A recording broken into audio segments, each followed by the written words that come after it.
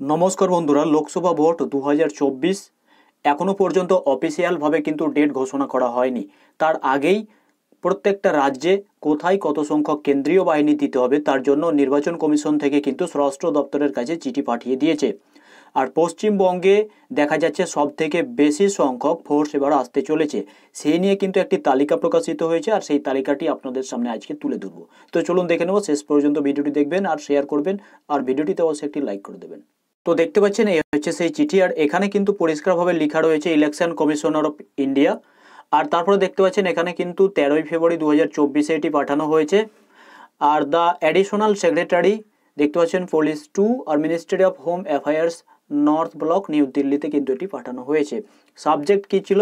General election to Lok Sabha and legislative assemblies of Andhra Pradesh, Arunachal Pradesh যতগুলি রয়েছে সেগুলিতে সিএপিএফ রিগার্ডিং কিন্তু এটি নোটিশ। তো তারপরে দেখুন বলা হয়েছে 2 নম্বরে বলা হয়েছে এখানে যতগুলি তালিকা তারা দিয়েছে এই রকম ফোর্স কিন্তু তাদের প্রয়োজন এই ভোটের জন্যে, আর এই নিয়ে তারা কিন্তু এই চিঠিটি পাঠিয়েছে। তবে এই তালিকাতে যদি দেখা যায় তাহলে আপনি দেখতে পাবেন কোথায় কত ফোর্স তারা কিন্তু চেয়েছে, অর্থাৎ প্রয়োজন তারা বলেছে। এবার এই মতো যদি আমি পশ্চিমবঙ্গের ক্ষেত্রে দেখি তাহলে তার আগেই দেখতে পাবেন যে প্রথমেই রয়েছে অন্ধ্রপ্রদেশ, তারপরে অরুণাচল প্রদেশ, তারপরে আসাম, তারপরে বিহার, ছত্তিশগড়।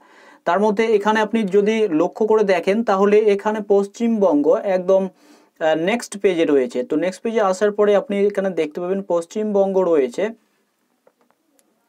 28 নম্বরে, আর এখানে কিন্তু 920 কোম্পানি ফোর্স চেয়ে পাঠিয়েছে। অর্থাৎ সব থেকে যদি আপনি বেশি লক্ষ্য করেন প্রত্যেকটি জায়গাতে দেখুন, আর তারপরে একদম পশ্চিমবঙ্গের ক্ষেত্রে দেখুন সব থেকে বেশি, অর্থাৎ 920 কোম্পানি ফোর্স কিন্তু এখানে পশ্চিমবঙ্গে চেয়ে পাঠানো হয়েছে।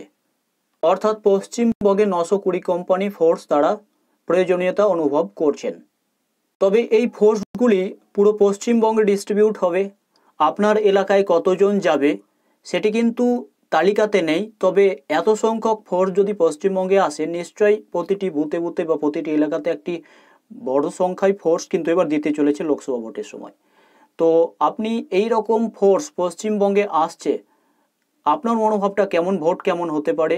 সেক্ষেত্রে তো যারা ভোট দেবে তারাই জানে আপনার এলাকায় কেমনভাবে ভোট হয়, সেটি আপনি ভালোভাবেই জানেন। তবে এত সংখ্যক ফোর্স আসাতে আপনি খুশি কিনা সেটি অবশ্যই কমেন্ট করে জানাবেন। আর কেন্দ্রীয় সরকারের চিন্তাভাবনা অবশ্যই তারা করবেন, তবে পরবর্তীতে এই সংখ্যক ফোর্স তারা দেবে কিনা সেটি তাদের ব্যাপার, কিন্তু আপাতত এইভাবে কিন্তু ইলেকশন কমিশন থেকে ফোর্সের প্রয়োজনীয়তাটা তাদেরকে জানানো হয়েছে। ধন্যবাদ সাথে থাকার জন্য।